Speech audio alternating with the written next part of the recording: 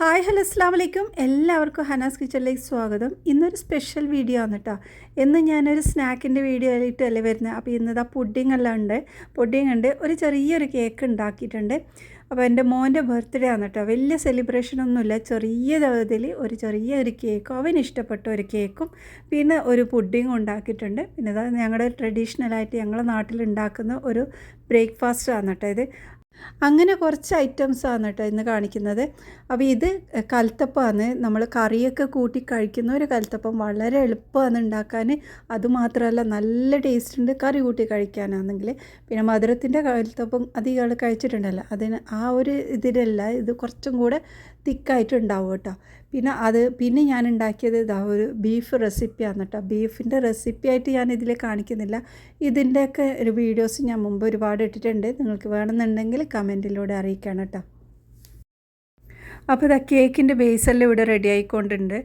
അപ്പോൾ അവന് ഇഷ്ടപ്പെട്ട ഒരു കേക്ക് വേണമെന്ന് കുറേ ദിവസമായി എന്നോട് പറയുന്നത്. പക്ഷേ എനിക്ക് ടൈമില്ലാത്തതുകൊണ്ട് ഞാനതിൽ നിന്ന് ഇങ്ങനെ സ്കിപ്പായിക്കൊണ്ടിരുന്നു. പക്ഷേ ഇപ്പോൾ ബർത്ത്ഡേ ആയതുകൊണ്ട് അവന് വീണ്ടും അതെന്നെ പറഞ്ഞത്. അപ്പോൾ അന്ന് ബർത്ത്ഡേൻ്റെ അന്നും അല്ല കേട്ടോ, ശരിക്കും പറഞ്ഞാൽ ഇത് ഉണ്ടാക്കിയത് പിറ്റേ ദിവസമാണ്. ആ ഒരു ദിവസം എനിക്ക് കുറച്ച് കൂടുതൽ ഓർഡർ ഉണ്ടായതുകൊണ്ട് അന്നും ഉണ്ടാക്കാൻ പറ്റിയില്ല.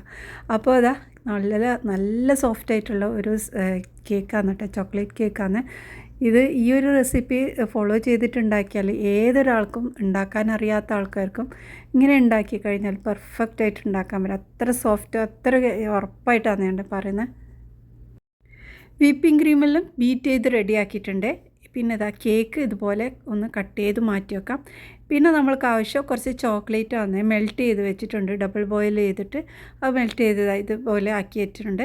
അപ്പോൾ നമ്മൾ വിപ്പിംഗ് ക്രീം കുറച്ച് മാറ്റി ഒരു പാത്രത്തിലോട്ട് മാറ്റി അതിലോട്ട് ഈ ഒരു ചോക്ലേറ്റ് ഇതിലോട്ടിട്ട് നന്നായിട്ടൊന്ന് മിക്സാക്കി മാറ്റി വെക്കാം. ഞാനിപ്പോൾ ഇവിടെ പുഡിങ്ങിൻ്റെ റെസിപ്പിയാണ് കേട്ടോ കാണിക്കുന്നത്. അപ്പോൾ അതിനായിട്ട് ഇതാ വിപ്പിംഗ് ക്രീമും ചോക്ലേറ്റും നന്നായിട്ട് മിക്സാക്കി വെച്ചതാണ്. നമ്മൾ പാത്രത്തിൻ്റെ സൈസിനനുസരിച്ചിട്ടാണ് വിപ്പിംഗ് ക്രീം എടുത്തത്. പിന്നെ അത് മാറ്റി വെക്കുക. ഇനി നമ്മളിതാ കേക്ക് ഒന്ന് പൊടിച്ചെടുക്കുക കേട്ടോ. കുറേ ഇത് വേണ്ട, നമ്മൾ പാത്രത്തിൽ ആ ഒരു സംഭവം എത്ര ഫില്ല് ചെയ്യുന്ന അതിനനുസരിച്ചിട്ടുള്ള കുറച്ച് കേക്ക് എടുത്തിട്ട് ഒന്ന് പൊടിച്ചെടുക്കുക കേട്ടോ. ഈ ഒരു ചോക്ലേറ്റ് കേക്ക് തന്നെ വേണമെന്നില്ല, പക്ഷേ ഇതിൽ നല്ല ടേസ്റ്റാണ്. അപ്പോൾ ഇതിന് പകരമായിട്ട് നമുക്ക് ബ്രെഡൊക്കെ യൂസ് ആക്കാം കേട്ടോ. അപ്പോൾ അതാ ഇതുപോലെ ഒന്ന് ജസ്റ്റ് ഒന്ന് പൊടിച്ചെടുത്താൽ മതി, കൂടുതൽ പൗഡർ പോലെ ആക്കണ്ട. അപ്പോൾ അതൊരു പാത്രത്തിലോട്ട് മാറ്റി കൊടുത്തിട്ട് അതിലോട്ട് നമ്മൾക്കിത് കുറച്ച് വിപ്പിംഗ് ക്രീം ഇട്ട് നന്നായിട്ടൊന്ന് മിക്സാക്കി എടുക്കാം. അപ്പോൾ 3-4 ടേബിൾ സ്പൂണ് വിപ്പിംഗ് ക്രീം ഇട്ടിട്ടുണ്ട്. എന്നിട്ട് നന്നായി ഒന്ന് മിക്സാക്കിയ ശേഷം നമ്മൾ പുഡിങ്ങിൻ്റെ ഒരു ഫസ്റ്റ് ലെയറായിട്ട് ഇത് നമ്മൾ സെറ്റ് ചെയ്യുന്നതാണ് കേട്ടോ. അപ്പോൾ ഇതൊന്ന് ജസ്റ്റ് ഒന്ന് മിക്സായ ശേഷം നമ്മൾക്ക് ഇതിലേക്ക് ഇട്ട് കൊടുക്കാം. ഇനി ഇതൊന്ന് പരത്തി എല്ലാ ഭാഗത്തും ഒരുപോലെ ആക്കിയ ശേഷം നമുക്കിതിൻ്റെ മുകളിലോട്ട് കുറച്ച് നട്ട്സ് ചേർത്ത് കൊടുക്കാം കേട്ടോ. അപ്പോൾ ഞാനിവിടെ കുറച്ച് കാഷ്യൂനട്ട് ഇട്ടിട്ടുണ്ട്, പിന്നെ കുറച്ച് പിസ്താവ് എടുത്തിട്ടുണ്ട്. അത് ഇതിൻ്റെ മുകളിലോട്ട് ഇട്ട് കൊടുക്കാം. അപ്പോൾ അത് നട്ട്സെല്ലാം ഇട്ടതിന് ശേഷം നമുക്കിതൊന്ന് ഫ്രിഡ്ജിൽ വെച്ച് ഒന്ന് സെറ്റാക്കി എടുക്കാം. ആ ഒരു സമയത്ത് നമ്മൾ നേരത്തെ ആദ്യം ഉണ്ടാക്കിയ ചോക്ലേറ്റും വിപ്പിംഗ് ക്രീമും ഞാൻ ഫ്രിഡ്ജിൽ വെച്ചിട്ടുണ്ടായിരുന്നു കേട്ടോ. അപ്പോൾ അതും ഒന്ന് സെറ്റായി കിട്ടാൻ വേണ്ടിയിട്ടാണ്. അപ്പോൾ അതും നല്ല തിക്കായിട്ട് വന്നിട്ടുണ്ട്. ഇനി നമുക്കതും ഇതിൻ്റെ മുകളിലോട്ട് ഇട്ട് കൊടുക്കാം. അപ്പോൾ ഇത് നല്ലോണം ക്രീം വേണമെന്നുണ്ടെങ്കിൽ നിങ്ങൾക്ക് കൂടുതലിടാം, കുറഞ്ഞ ക്രീം ലെവലാണെന്ന് വേണമെങ്കിൽ ആ ഒരു രീതിയിലിടാം. അപ്പോൾ ഇതാ ഇതുപോലെ ആക്കിയ ശേഷം നമുക്ക് വീണ്ടും ഒന്ന് ഫ്രിഡ്ജിൽ വെക്കാം. ഇനി ഇതാ ഒരു സോസ് പാനിലോട്ട് പാലാണ് ഒഴിച്ചു കൊടുത്തത്. 1.5 കപ്പ് പാൽ വെച്ചിട്ടുണ്ട്.